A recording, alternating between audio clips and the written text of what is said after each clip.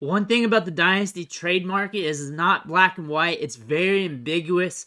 Not one player is a buy or sell. In most cases, when you look at the entire landscape between league to league or over the entire market, that the player could be also a buy and a sell and a hold all at the same time. And it's really dependent on how your league views that player and how that league values certain sets of players as well, whether they like younger players, quarterbacks, running backs. They like to stack up on certain types of skill players. Just every league's different, and you want to look at the market. One thing you can do is look at the macro, look at the vibes of what's going on from social media, ADP, the trade finders, and see what's going on with a bunch of different leagues and see if you can peg anything that compares to that with your league. In this video, I'm going to go over 3 wide receivers, their market values, and whether you should be buying, trading, selling, or holding them, and going over what they're trending at when it comes to their trade value, their market value, and how they are being valued by others in Dynasty Fantasy Football. The first wide receiver we're going to talk about today is Amari Cooper. In December ADP, he has been drafted as the 50th player overall and is being valued as the wide receiver 26. He turns 29 in June, has a 52.5 ADP. This season, so far, he's had 5 wide receiver 1 games, 1 wide receiver 2 game, and 9 games where he was the wide receiver 3 or worse. He averaged 14.2 PPR points per game, ranking the wide receiver 20 on the season in that aspect. So far, he's caught 73 balls for a shade over 1,000 yards and 7 touchdowns. This equated to a 27% target share, a 90.8 route participation rate, and 98.1 air yards per game. When we look at the values on the trade finder, we are seeing him routinely get traded for second-round rookie picks. Also, during the playoffs, we saw a lot of people pony up for him, trading more than they probably should have to get him on their roster so they can have a functional piece on their lineup to help them get through the playoffs. We've seen a lot of trades like that. His ADP might decrease between now and the middle of summer or the end of summer due to his age, and we're going to see a lot of these younger players increase in ADP over that time as well as people start reflecting over the landscape of fantasy football and the long-term value of these players. So that's something you want to keep an eye on. Remember, Deshaun Watson's going to be with the team the whole offseason and the preseason, so this offense should gel more going forward. And Amari Cooper is on the last leg of his career. How long that leg is, we don't really know. It might be a couple years, might be a year, might be longer than that. That's just something you just want to anticipate going forward. He is going to be 29 years old in June.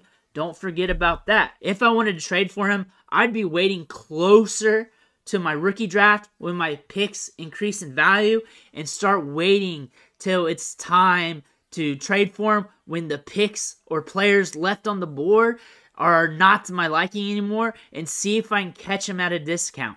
The picks are going to increase in value. He's probably going to fluctuate, maybe even decrease in value between now and then, so you might be able to catch him at a cheaper rate. Right now on the market, looking at the DLF Trade Finder, routinely you're seeing him dealt for a second-round rookie pick. That might backslide to a late second-rounder, maybe early third in some leagues. Really depends on who you're playing with and how the other managers in your league value it. You're going to catch people in the comments saying, oh, I wouldn't pay this, I wouldn't pay that. But you know what? In a macro sense, you're going to see people pay a range of outcomes on anybody, so you're going to have to kick the tires on every player.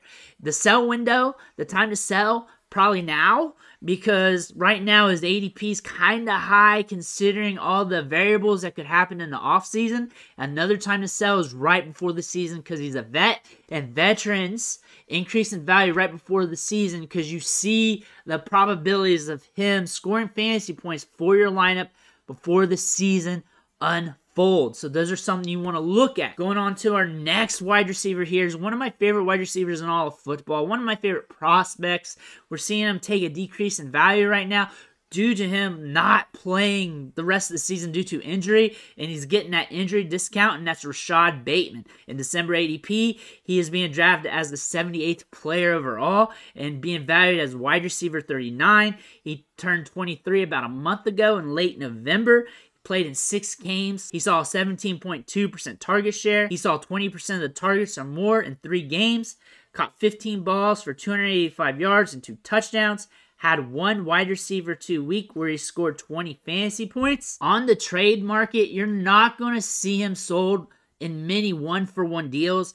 Pretty much he's in a lot of package up situations or in much larger deals. With a player like this who holds more value on the market than their ADP, you usually see this trend. So what happens with him, and the best thing you want to do with a player like this, if you want to trade him away, is to use him more as a package up piece where you add him with a few other picks and players to see if you can get an upgrade at wide receiver, running back, or whatever position you're looking at. If you're trying to sell him, might be in a similar light. You might be dealing one of your rookie picks for him. You might be dealing another wide receiver or player that you want to do in a 1-for-1 situation, and you might take a hit on value from an ADP sense when you're looking at that, but that's just something you want to look at. I think he's going to increase in value going towards the season, and I think his value is going to stay pretty steady, if not increase during the offseason as well. I think he's pretty safe from the draft because the Ravens need wide receivers. Getting another wide receiver isn't really going to impact his value that much, and even if it does, it just means he's more of a discount. This next wide receiver I want to talk about is a rookie, and his value is on the low right now. He's a guy that you can capitalize on and get him cheap in drafts via the trade market or however you want to obtain him. And it's Wandel Robinson, wide receiver of the New York Giants. His December ADP has him as the 125th player overall, which has him valued as the wide receiver 59. Has 1 wide receiver 1 week on the season. Has 2 games with over a 30% target share. He was a trendy player for a few weeks this season. He played in 6 games, saw an 18.3% target share, ran 80% of his snaps in the slot, 1.8 yards per route ran, 32 air yards per game. Just like Rashard Bateman, he's a hard guy to sell in 1-for-1 situations. He's another package up piece because he's a younger wide receiver that's not holding much value right now, but could hold value over the long term or in the near future. So he's a player you just want to add pieces to, other receivers, other running backs, cheaper players, or picks to try and get an upgrade somewhere else. Doesn't have to be a huge upgrade. Could be a moderate to medium upgrade, but that's usually how you want to sell them. And then buying them, you can catch them on the cheap right now. The price is down right now. You're going to see his value increase a bit through the offseason. A lot of people are going to talk him up right now due to how low he is on ADP and also in the offseason as they speculate going into the season. I say if you're going to buy, you're going to want to buy now and maybe during draft season when your picks increase in value. And when I talk about draft season, I'm talking about the rookie draft values here. Your rookie draft picks always increase in value as you get closer to the rookie draft, especially when you're closer to being on the clock. So if you want to get him as your wide receiver 4, 3, or whatever you want to throw him in your lineup, then you're just going to have to either strike now or try and obtain them in the rookie drafts. You might be able to get them throughout the summer, but right now, just dictating the market, those seem like 2 times that you could easily strike to catch them at a value.